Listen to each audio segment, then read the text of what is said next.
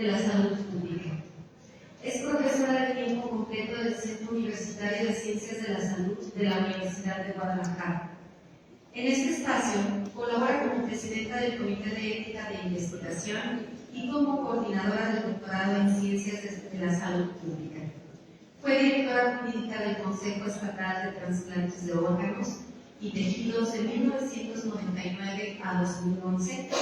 Es investigadora del proyecto Pro-Human Biolaw de Erasmus, además de la Comunidad Europea. Es miembro del Sistema Nacional de Investigadores, nivel 1 del CONACYT, y es consejera nacional del Consejo Consultivo de la Comisión Nacional de Bioética. Doctora Irene, realmente nos congratulamos con su presencia. Bienvenida.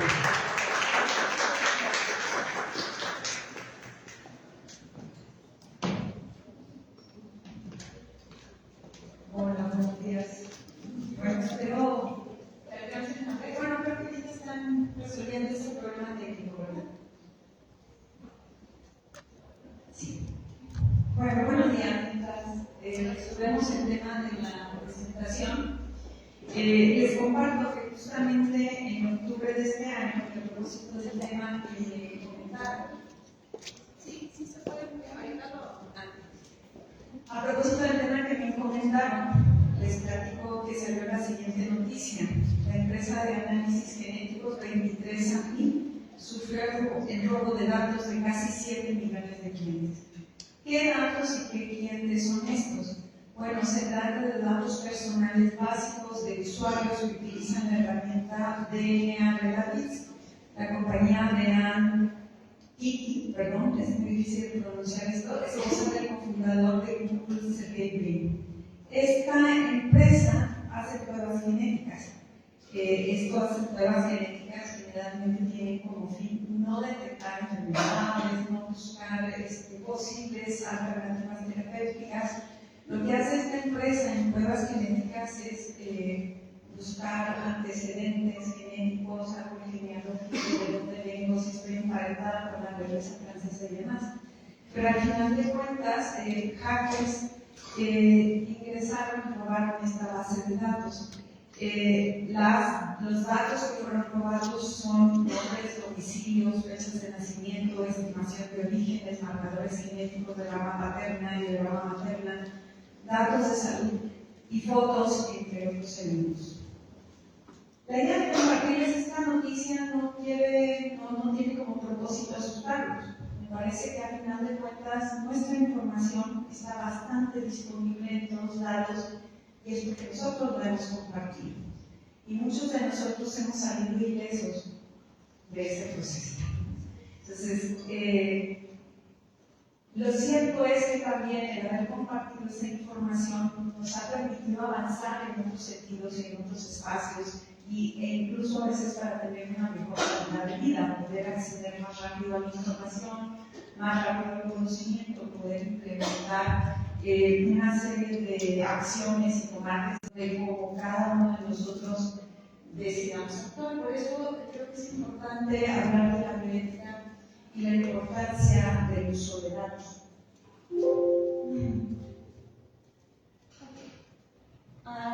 Dice de Locona, Isabel de Locona trabaja para la Universidad de Barcelona, para el Observatorio de Bioética y Cultura, y ella dice, bueno, ya no es posible garantizar el voto humano. Es más, creo que en este momento es un pecado ser anónimo, ¿no? Es que en Según ya está un verbo, comience, para ver qué encuentran de ustedes. Si no encuentran nada, pues han descubierto la fórmula de la invisibilidad, ¿no? O sea, a ese grado llega la tecnología. Nos puede hacer invisibles o nos puede hacer existir en este otro plano existencial que es el Internet, ¿no? Y dice, podemos dejar de ser datos aislados para convertirnos en un conjunto de datos almacenados en distintas bases de datos que se pueden combinar con el objetivo de extraer conclusiones para mejorar la toma de decisiones. Y este es el objeto en el que deberíamos centrarnos al hacer investigación, al trabajar, al momento de trabajar como profesionales de la salud para la atención de los problemas. Es decir, Debemos usar la herramienta digital, la herramienta de inteligencia artificial para mejorar la toma de decisiones, no para empeorarla. Y para ello se necesita lo que el doctor Rodrigo Ramos decía en el momento de la inauguración, de la capacidad crítica que tenemos los seres humanos para poder digerir la información con la que contamos y entonces tomar mejores decisiones para mejores aplicaciones. Más allá de asustarnos, ¿qué hacer con esto? Necesitamos preocuparnos y ocuparnos de cómo la aplicamos mejor. En el entendido que siempre habrá sinvergüenzas que se roben bases de datos de empresas como esta y que habrá gente que no tiene las precauciones ni las responsabilidades suficientes para almacenar y resguardar correctamente la información que fue el error de esta empresa. Han mencionado desde la charla previa a esta algunos conceptos esenciales, me parece que tendría yo que partir del concepto de bioética y mencionarles, como muchos de ustedes saben, que no existe un consenso actual sobre el concepto de bioética. Hay múltiples conceptos, me parece que hay que elevarlos y hay que tratar de aplicar un criterio para entenderlo, pero me parece que este concepto, en el que además intervinieron varios de los precursores de la bioética, llama lo que es la bioética. Yo estoy también con la idea de que la bioética no es una ciencia, la bioética es una herramienta del pensamiento, es una manera de pensar en los problemas que nos presenta el desarrollo biotecnológico y biomédico en las diferentes actividades o acciones que tienen que ver con la interpretación de la bioética. Entonces, poco a poco empezaron a abrirnos las puertas a los filósofos, a los abogados, ¿no?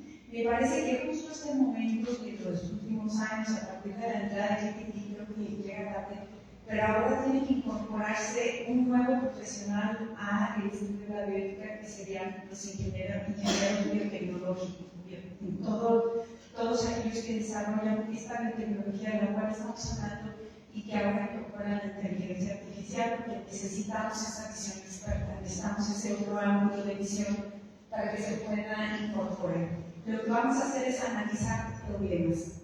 Dilemas hay muy poquitos. Dilema entendido como un problema cuya solución es otro problema, ¿no? Que al final de cuentas son dos circunstancias complicadas, de la cual hay que tomar decisión por una, y al final de cuentas algo va a salir mal. Lo que se busca es que salga lo menos mal posible. La mayoría son problemas y lo que intentamos hacer es sugerir alternativas de solución a esos problemas en el entendido de lo que sea posible, ¿no? O de lo que sea imposible. Respecto a la inteligencia artificial, lo bueno es que ya me allanaron el camino para explicar de qué estamos hablando cuando hablamos de inteligencia artificial y cómo es que hemos de incorporar esto al pensamiento bioético. Y me parece que habría que entender que hay diferentes circunstancias que tienen que entrar al estudio y que tenemos que ver cómo posicionarlos. En realidad, todos estos instrumentos, diría yo, para las tomas de decisión, para la toma de decisión, son procesos de creación y transferencia de conocimiento. Eso es lo importante, ¿no? En lo que tendríamos que centrarnos. Y lo que es cierto es que ninguno de estos deben de estar por encima del individuo, al igual que la investigación. Recordemos que es una de las máximas, tanto en la Declaración de Helsinki como de Pau Nations. Sí es muy importante la ciencia, sí es muy importante la investigación, es muy importante el progreso y el avance del conocimiento, pero no a costa del individuo. Y la historia nos ha mostrado investigación en la Segunda Guerra Mundial, el caso Tuskegee, el caso de Willowbrook y muchos casos que todavía en el COVID se presentaron, durante el COVID se presentaron. Y entonces, bueno, aquí el asunto es, tenemos que centrarnos en la investigación para el beneficio directo de los participantes en la investigación, para el beneficio de la sociedad, pero no sobre el individuo mismo. Y todo esto, esta serie de instrumentos requieren para funcionar datos. Sin datos no funciona.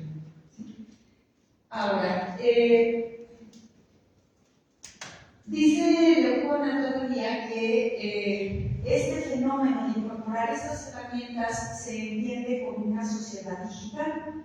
Y esta sociedad digital va a estar ordenada a través de esos datos y estos datos tienen que explotarse de manera muy intensa.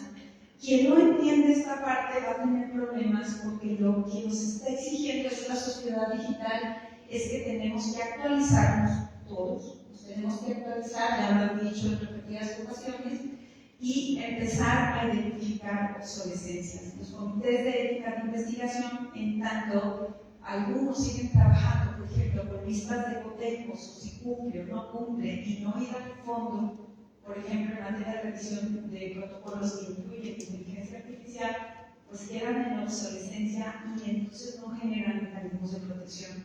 Hay que identificar qué de esos proyectos de investigación en donde se van a utilizar datos de seres humanos, tenemos que incorporar nuevas estrategias para su revisión y nuevas propuestas o sugerencias, porque el objetivo de la investigación va a ser aumentar el conocimiento y no limitarlo. Frente a la bioética están los procesos de revisión y de investigación en materia de datos o de protección de datos. Tiene que ver con estos principios. Yo retomo especialmente los principios de la Declaración Universal sobre Bioética y Derechos Humanos, que es el de autonomía y responsabilidad individual. Lo han mencionado en algunas de las participaciones previas, en la transferencia de este principio y la posibilidad de tomar decisiones hacia el consentimiento informado, los beneficios y efectos nocivos, la ponderación que se hace entre usar o no usar determinada información, la vulnerabilidad y la integridad personal, sobre todo en países como el nuestro, en localidades como nuestra, en comunidades de salud como las del Instituto de Cancerología, en donde la vulnerabilidad es el día a día de su trabajo. Y los de igualdad, justicia y equidad, pues son principios básicos, y sobre todo tratándose de manejo de datos de privacidad y confidencialidad. Bien, ¿de qué datos estamos hablando cuando hablamos de datos? No solamente estamos hablando de datos personales, nombre, domicilio, edad, código postal, eso evidentemente es un dato personal. Pero muchos de estos datos personales, que además se incorporan en los protocolos de investigación o en la atención médica, también son datos sensibles. Mi religión, mi origen étnico, mi enfermedad o mis enfermedades y una serie de situaciones que me pueden poner en un riesgo de sufrir discriminación se convierten entonces también en esos datos que todavía nos obligamos más a proteger. El día de ayer me hacían una consulta de un comité en otra universidad del país sobre un protocolo que va a ser un estudio de enfoque cualitativo, entrevistas a profundidad a médicos, y les pedían una cantidad de datos sociodemográficos como si fuera a ser un estudio epidemiológico, que no tiene como mucho sentido, no hace mucho sentido. Y lo primero que se planteaba el comité es: ¿para qué piden esos datos? ¿Para qué quieren saber si lo que quieren es identificar experiencias de la práctica médica en oncología, digamos? No estoy compartiendo el tema exacto. Van a hacer entrevistas a profundidad a 6 personas y por lo cual no puede haber cruces de variables, digamos, y menos las sociodemográficas. ¿Para qué les piden religión? ¿Para qué les preguntan si están solteros o casados? ¿Para qué les ¿sí me explico? Ese tipo de cosas son elementales en la protección de datos. ¿Cuál es el objetivo? ¿Cuál es la metodología? ¿Qué sí, que no necesitamos? Lo que no necesitemos no lo pidamos. Y esa es una buena manera de proteger datos. Pero hay otros datos que son complejos de proteger y que pareciera que son de nadie, pero son de alguien, que son los biodatos, los tejidos que se resguardan en las instituciones y que fueron tomados generalmente con fines diagnósticos.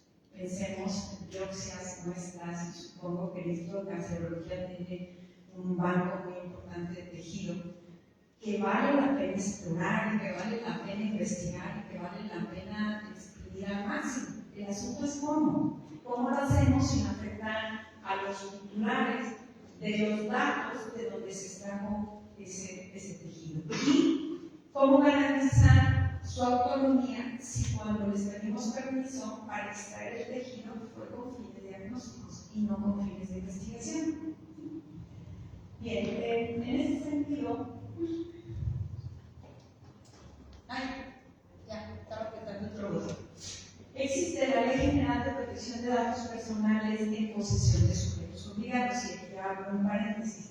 Esta ley federal es única y exclusivamente para instituciones públicas, por eso dice sujetos obligados. Existe otra que es la Ley Federal de Protección de Datos Personales en posesión de particulares, que básicamente es una copia, bueno, más bien esta es una copia de la otra fue primera, pero que son dos normativas muy nuevas, que son normativas que tienen por objeto la protección de la privacidad, especialmente la privacidad en el entendido que la información corre por todos lados y se había convertido en tierra de nadie. Y si no, acuérdense, domingo, 7 de la mañana, reciben llamada telefónica, les hablan por su nombre, les ofrecen un crédito y dices, ¿qué pasó? ¿Dónde está? Bueno, mucho de eso generó la creación de estas, la elaboración y publicación de estas leyes. Y en el artículo 3 vienen conceptos que son esenciales para entender la problemática de los datos. Por lo menos tendríamos que saber qué es una base de datos. Una base de datos puede ser desde una hoja de Excel hasta un refrigerador. Pensémoslo de esa manera. Que es un dato personal, que no solamente es aquello que nos identifica, sino que nos hace identificables, que tiene esa potencialidad de hacernos identificables. Y los sensibles son aquellos que provienen de la esfera más íntima de los seres humanos, que tenemos que proteger más porque nos dejan en una situación de vulnerabilidad. Esto es lo primero que yo observo en materia de privacidad y confidencialidad en el trabajo de investigación. ¿Verdad que no saben quién es la persona que está ahí? No saben, ¿verdad? No, porque yo lo estoy protegiendo. Eso es legal, pero sí sabemos. Bueno, las fotografías son públicas, por eso las estoy utilizando, pero además porque creemos, y esto lo veo mucho en los congresos médicos y en la exposición de carteles, que eso es suficiente para proteger la privacidad y la identidad de las personas. Todo el tiempo lo veo, digan que si no, en el mejor de los casos les ponen el rectangulito, en el mejor de los casos, porque a veces ni eso hacen, ¿no? Y si ustedes se fijan, aquí hay datos personales todavía más allá de los usos. El dato es un dato personal. Las características propias de la fisonomía de alguien, que se los muestra aquí porque es una persona pública que todos identificamos perfectamente. Y a lo mejor ponemos la fotografía de un paciente creyendo que nadie lo va a identificar, pero estoy segura que su mamá o su papá lo van a hacer, ¿no? Entonces, esto, perdón, pero es una estrategia muy floja.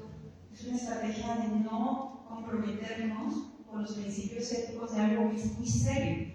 Porque a mí no me gustaría estar en un cartel. Yo quiero contribuir con la ciencia, en todo lo que yo pueda animar fuera, pero no quiero que me exhiban. Entonces, esta parte es de las que hay que reflexionar con mucha seriedad, ¿no? ¿Cómo estamos protegiendo la identidad de las personas que colaboran con la ciencia, con el desarrollo del conocimiento? Y creo que eso es un deber que tenemos todos y defendemos. Perdón, que casi estoy cansada. Pero bueno, fíjense que hay una serie de propuestas sobre cómo podemos usar datos, cómo sí podemos usar datos y cuáles serían los mecanismos de protección al respecto, ¿no? Y mucho de esta tarea le toca a los comités de ética e investigación. Primero, por supuesto, a los investigadores de comprometerse en un protocolo a la protección de los datos personales, y después a los comités de ética, primero para dictaminar adecuadamente los mecanismos de protección de los mismos y después para verificar el cumplimiento de los compromisos del investigador. Hasta el momento de la publicación, estos datos deben estar protegidos. Para ello, lo que hay que hacer es verificar si se cumple la normativa, si se usan estrategias, por ejemplo, como el uso de códigos o seudónimos, si hay garantías. En el caso, por ejemplo, de los estudios multicéntricos, me parece que esto es lo más complejo, se van a compartir datos de quién es la responsabilidad de la protección de los mismos, cómo se trabaja con la disociación de los datos, es decir, que se asegure la administración, y saber si las instituciones son suficientemente maduras para tener un sistema de gobernanza tal que solamente una instancia maneje los datos personales contra, por ejemplo, los biodatos, y que se puedan trabajar los biodatos sin necesidad de los datos personales, es decir, ya codificados, ya disociados, y que entonces esto dé la seguridad para el trabajo. En España existe una estrategia que se llama evaluación del impacto de las operaciones de tratamiento de datos. Ningún protocolo, la idea original es que de manera preventiva todo investigador someta a ese proceso lo que va a hacer con unos datos, y este sistema le arroja el riesgo que está corriendo de implementarlo de esa manera. Estos sistemas me parece que son muy interesantes para que posteriormente se haga un plan de gestión de datos a cargo del investigador principal. Suena muy importante y muy complicado, pero no lo es tanto cuando reflexionamos sobre lo que tenemos que guardar. Y por último, es verificar cómo las personas pueden o no aceptar el uso de sus datos. Y yo creo que en la mayoría de las ocasiones esto es posible. Durante la pandemia, como ustedes saben, el CUTS fue un centro de diagnóstico para COVID. Y entonces, pues, el CUTS en el Ecuador obtuvo una gran cantidad de muestras de un fenómeno, de una enfermedad pues, que nos estaba dejando en, bueno, ni siquiera lo digo, cuando todos intuyen, saben y conocen la situación. Y decimos, bueno, ¿cómo podemos hacer para hacer investigación ética con esos tejidos, con esas muestras biológicas, más que tejido, con la muestra biológica, el resultado de las tomas para los diagnósticos? Y entonces lo que hicimos fue, bueno, lo primero que tenemos que hacer, uno, es asegurar el consentimiento, y dos, la protección de datos. ¿Cómo aseguramos el consentimiento si en este momento no podemos ni tocarnos? Y la persona que va a venir a hacerse diagnóstico, lo más seguro es que estén enfermas. ¿Cómo podemos hacer? Y entonces recurrimos a pautaciones, en un momento van a decir lo que dice pautaciones, y aplicamos algo que se conoce como consentimiento tácito. ¿Sí? Que sepas que tus muestras biológicas van a ser usadas para investigaciones. Si no estás de acuerdo, dinos a través de este medio fácil y nosotros quitamos tus datos. Pero si no dices nada, quiere decir que si nos permites usarlos. Entonces garantizamos consentimiento. Y protección de datos en el sentido de que nos apegábamos al aviso de privacidad de la Universidad de Guadalajara e íbamos a hacer un proceso de disociación en donde únicamente se iban a estudiar las muestras biológicas. Más o menos eso nos permitió avanzar en la investigación. Este es el algoritmo que se sigue para la evaluación del impacto de usos de datos que yo les mencionaba anteriormente. Entonces, primero hay que analizar si realmente necesitamos una base de datos con datos y qué datos necesitamos. Y si no los necesitamos, esta lógica de hay que tener todo a ver qué nos sirve después no es una buena idea. Implica que el investigador no se comprometió lo suficiente para prever qué es lo que va a hacer. Decir, bueno, vamos a obtener datos, los vamos a almacenar, los vamos a estudiar y luego ¿qué? Los vamos a guardar, si los vamos a guardar cuánto tiempo, dónde, cómo, quién tiene acceso a ellos, ¿no? Cómo se protege, cuáles son las amenazas y los riesgos, cómo hacemos para tratar los datos y cómo al final esos datos tienen que desaparecer, tienen que destruirse de alguna manera. Llega un momento en que el ciclo se cierra y entonces tenemos que avanzar con esos datos.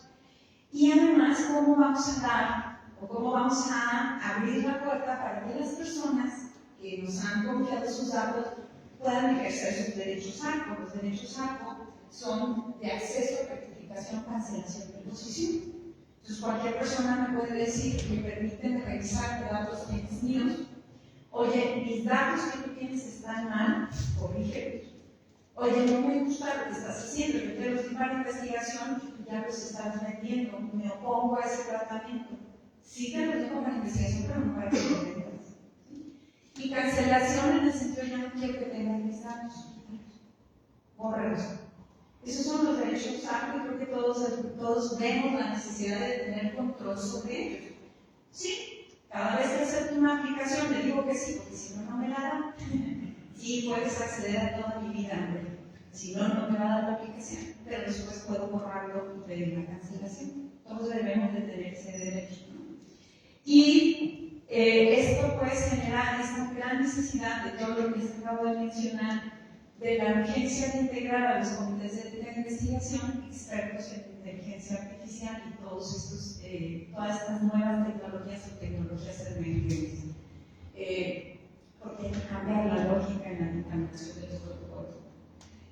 Hay muchos referentes normativos para el manejo de datos. La declaración de Taipei, que es una declaración que está exclusivamente para la protección de biodatos, pautas éticas internacionales para la investigación relacionada con la salud de seres humanos, que es la reconocida como pautaciones, y la Ley General de Protección de Datos y la Ley Federal de Protección de Datos. En el caso de Jalisco, alguna ley local de protección de datos personales, que en este caso me parece carcelología en tanto le aplicaría perfectamente bien. Y ahí están los vínculos, yo les voy a dejar la presentación.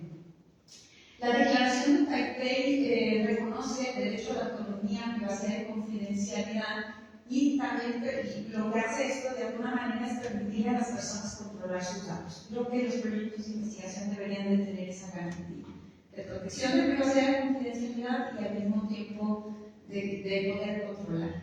Y recordemos, y ya lo mencionaba el doctor Itzael, la ciencia sin confianza no sirve, no va a avanzar, no va a funcionar, y veamos el retroceso que se ha generado en ciertos sectores de la sociedad de desconfianza sobre algunos mecanismos de salud, por ejemplo las vacunas. Entonces, cuando la ciencia torce para un lado, la sociedad torce para el otro.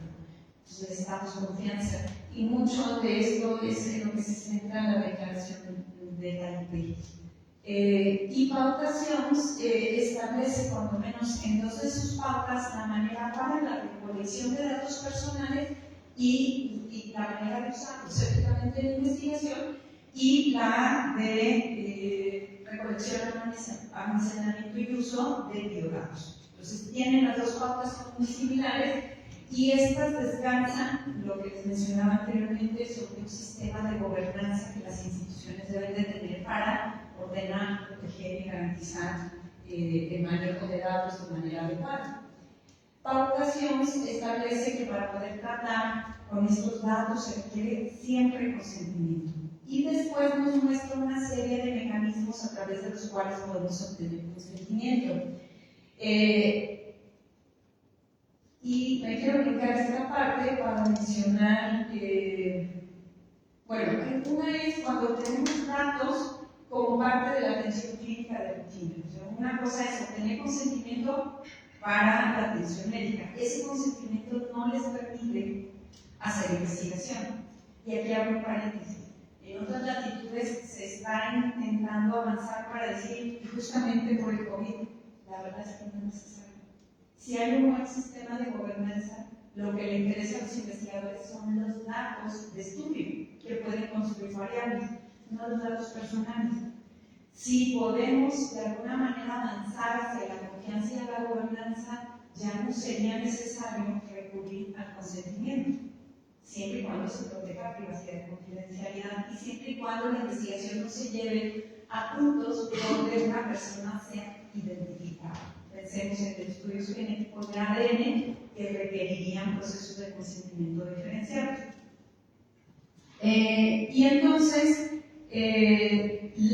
los procedimientos en este sentido deben cumplir las condiciones de que, uno, los pacientes deben de estar al tanto que su material genético está guardado; dos, debe suministrarse información suficiente de qué se va a hacer con ella; debe informarse a los pacientes de que pueden realizar su consentimiento en cualquier momento y sus datos, y además se les tiene que ofrecer una posibilidad sincera y fácil de hacerlo, de retirar sus datos o de acceder a ellos o de ejercer sus derechos algo.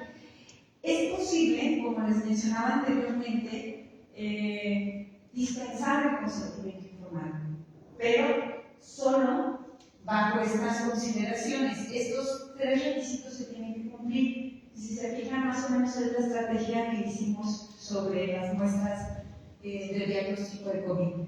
Primero, la investigación es valiosa social y científicamente, pero no sería viable o factible realizarla sin la dispensa.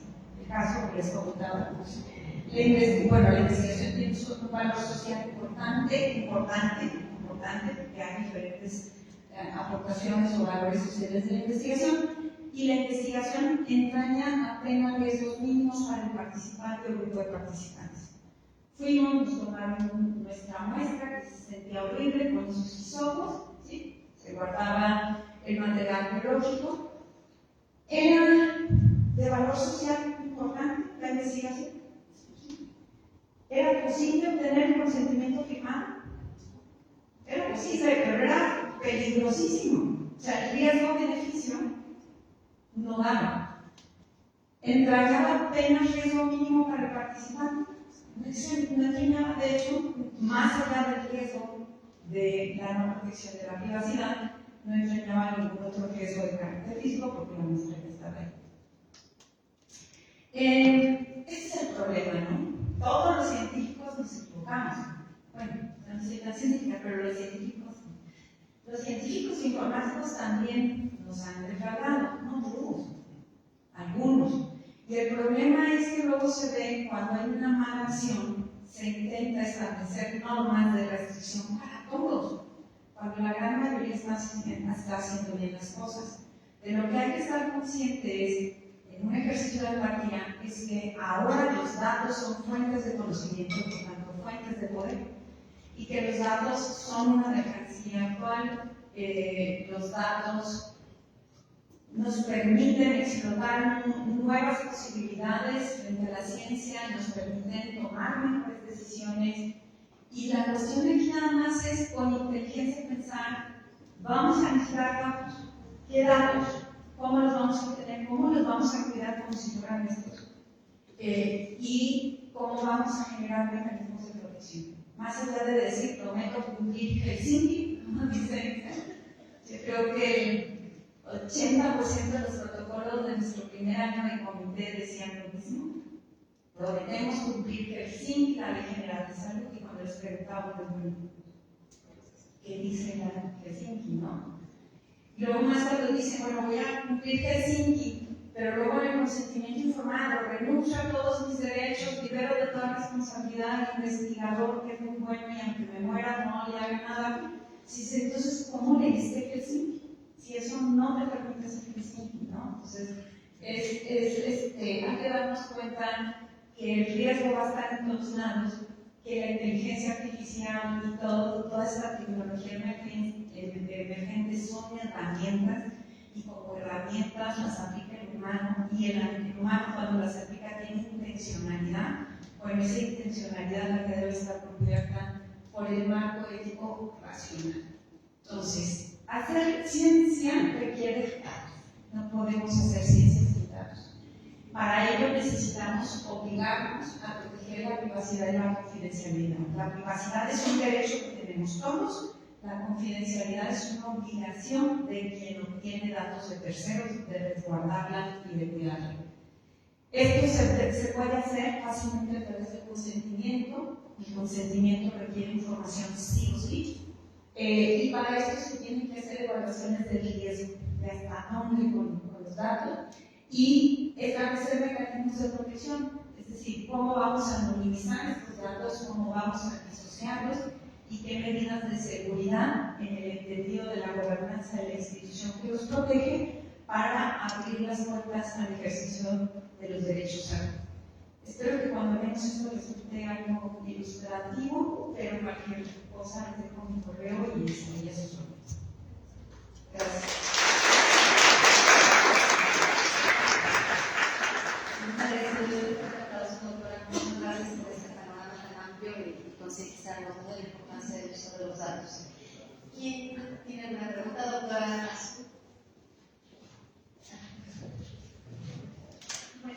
Buenos días. Muchas gracias, doctora, por su ponencia, la verdad muy enriquecedora para todos nosotros. Entonces, ustedes son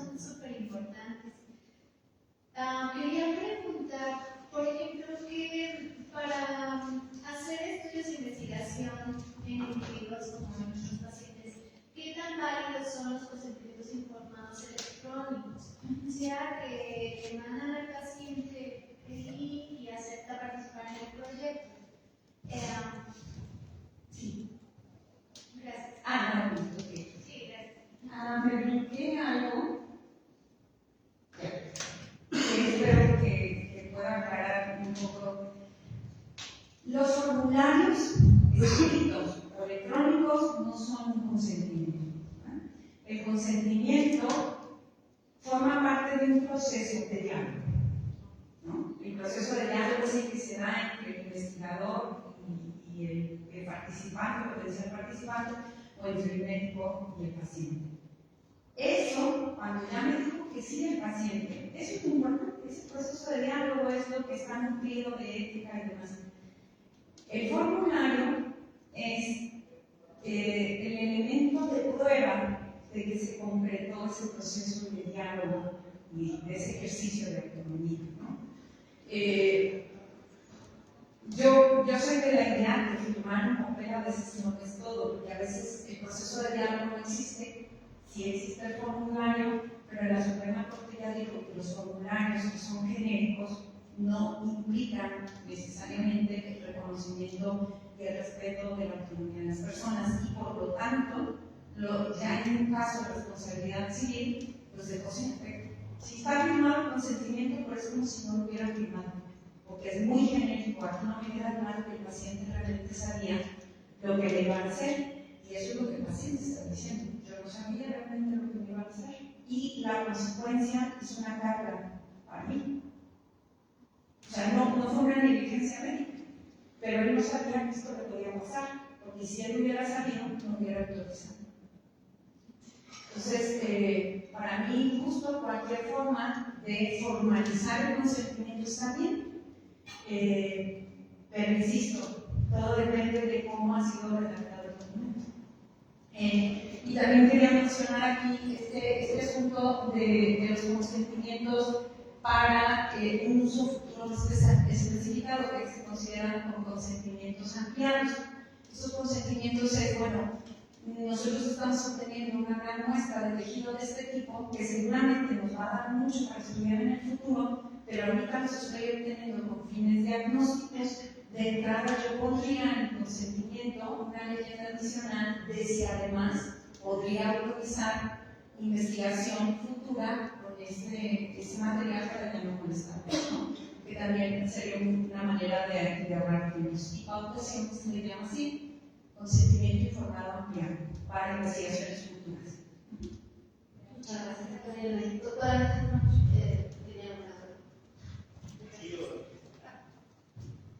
Gracias, doctora. Tengo una pregunta. Me había dicho su recomendación sobre esta parte institucional de crear órganos de gobernanza sobre este tipo de información. ¿Qué obligaciones y facultades tendría y cómo convive con los comités que ya están creados?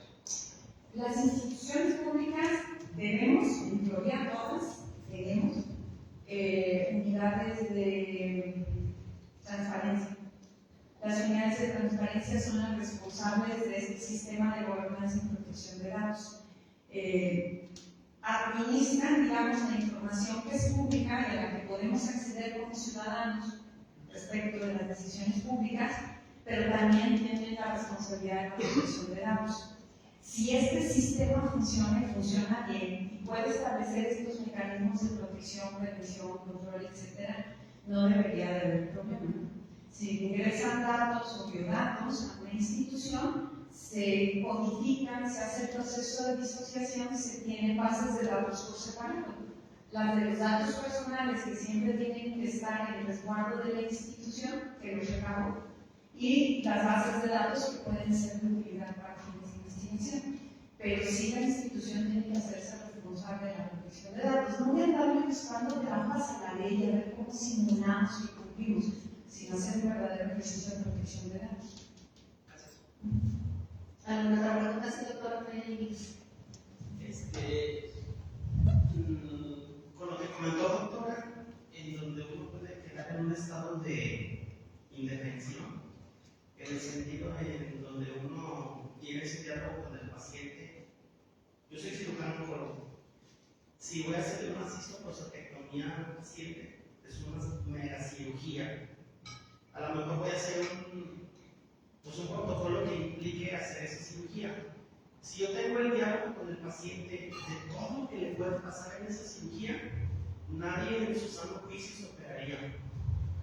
Porque puede haber fístula del ureter, fístula de la anastomosis del entero, puede haber trastornos de los electrolitos de la nueva vejiga, que quedó corta, que quedó larga, que se hundió.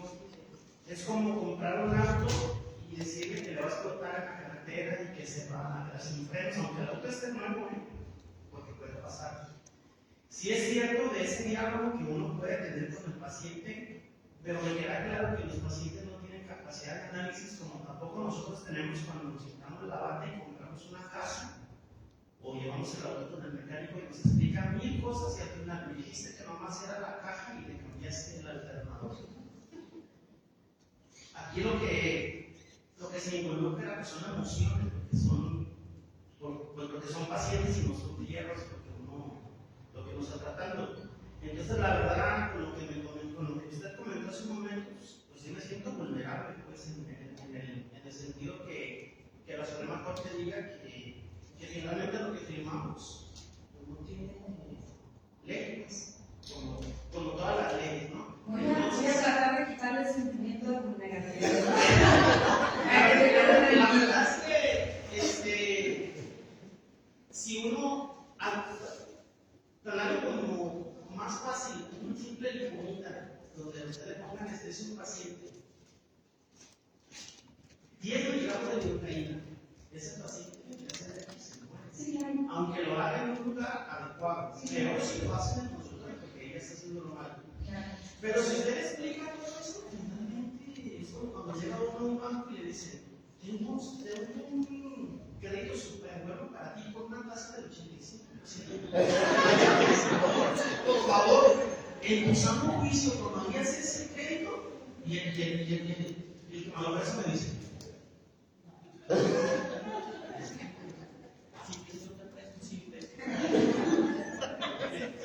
No, pues miren, la ética es una herramienta bien bonita. Voy a tratar de hacer un ejercicio y voy a tratar de abarcar lo que usted comenta. En primer lugar, algo que combatimos en bioética es la generalización. La generalización generalmente nos va a llevar a lugares indeseables. Pensar que todos los pacientes no son capaces de entender información médica es un error que ha llevado en muchas ocasiones a limitar la información y a veces el profesional de la salud ofrecerle alternativas terapéuticas solo aquellas que él puede proponer y no aquellas que tiene el paciente y que tendría que buscar en otros espacios. Por ejemplo, de alguna manera esto es limitar la autonomía de las personas. La Suprema Corte no dejó sin efecto todos los consentimientos informados, solo uno. Ese es todo el que ha hablado en la medida en que hay información elemental de la cual están todos los profesionales de la salud obligados a proporcionar de manera que la persona pueda entender. Si usted me propone una cirugía como la que mencioné al principio, con todos los posibles efectos, yo le voy a decir que claro que no, porque suena feo, no le entendí nada, doctor. Yo no soy médico. No entendí qué significa esto de logística, la no sé qué, la no sé qué tanto, y suena feo. Pero si usted me lo explica de otra manera, me lo explica de manera que me diga, oye, la posibilidad al hacer esta cirugía es una, que tengamos el efecto deseado, que es por lo que usted médico se va a comprometer a trabajar. Pero en algunos casos descritos en la medicina dice que te puede generar una lesión que va a tener esta forma ubicada en tal parte y que te va a generar cierta discapacidad que es tal. ¿Sí me explico? Y tampoco tengo que decirle, como muchos de los formatos de consentimiento informado dicen, igual para sacar una uña enterrada que para una cirugía de corazón abierto, los posibles riesgos son dolor, infección, inflamación y la muerte. O sea, no le puedo decir a alguien en un formulario de consentimiento informado que por quitarle una uña enterrada se va a morir. Se puede morir, sí, le ponen anestesia, pero todos esos riesgos son esperados. En el derecho, por eso luego son compatibles la ética y el derecho. Una cosa es los medios y otra cosa es los resultados. La medicina es una profesión de medios. Lo que el juzgador va a revisar es que usted haya actuado conforme al ex arte. Si se presenta un evento adverso que está debidamente descrito en la literatura, usted no tiene ninguna responsabilidad. ¿Me explico? El derecho no los obliga a curar, no los obliga a salvar vidas, más allá de cuando el ex arte les permite hacerlo. Entonces, el derecho lo que va a juzgar es los medios, y el proceso de consentimiento forma parte del ex arte y de esos medios. Entonces, la manera en que nos comunicamos con las personas, como dice usted, cuando me quito la bata, como me decía el investigador, que ponía en su consentimiento, libero de toda responsabilidad al investigador si me pasa algo, porque le iba a hacer iban a comprobar si un medicamento ya aprobado servía para otra patología y no le garantizaba ni indemnización ni hospitalización en caso de que se presentara algún evento adverso, no le garantizaba nada y le liberaba de todo. Yo le preguntaba al investigador, oiga, ¿usted firmaría ese consentimiento? Yo no. Entonces, ¿por qué se lo propone a otro ser humano? Es simplemente el repensar y el preguntarnos cómo nos gustaría que nos informaran de un proceso de este tipo que tiene estas posibles consecuencias. Si la persona dice no, es no. Una persona mayor de edad, en pleno uso de sus capacidades mentales, si sabe cuáles son los riesgos y no puede cargar con ellos, habría que darle tiempo para que lo piense, habría que regresar a retomar el tema, pero retener información bajo el argumento de ninguno nos va a autorizar, creo que eso raya en la afectación a la autonomía de las personas. Todos, me parece, somos adultos y si se nos explica somos capaces de tomar varias decisiones. Por lo menos esa es mi explicación desde la bioética. Desde la realidad entiendo que hay pacientes muy complicados en su forma de ser, pero esa no es la generalidad. O sea, sé que a veces es muy difícil tratar con pacientes y a veces las decisiones de los pacientes son negligentes y frustrantes. Y también esa parte la entiendo. Gracias.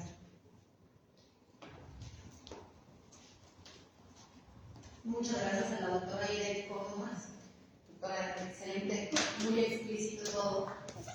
Un fuerte aplauso nuevamente.